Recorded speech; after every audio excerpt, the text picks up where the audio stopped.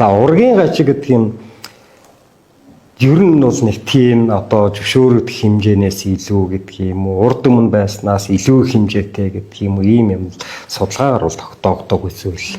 Ерөөсөө л нэг байж л байх хэмжээний ер нь нэг юу гэдгийг нэг 100 мянган мал дотор нэг гардаг тохиолдогч байдаг юм уу, иймэрхүү л хэмжээний. Тэрнээс урд уртахаасаа нэмэгдсэн, онцгой ихээр олон болцсон ийм бас байхгүй.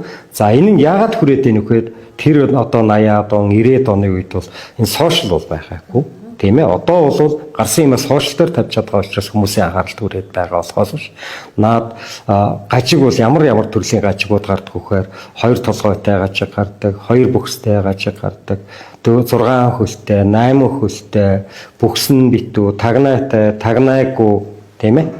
Иймэрхүү гажигуд бол Монгол оронд угаасаа бүр 70-80-аад оноос ч өмнөж байж лээс одоо ч байж байгаа. Байж байдаг тохиолдлууд.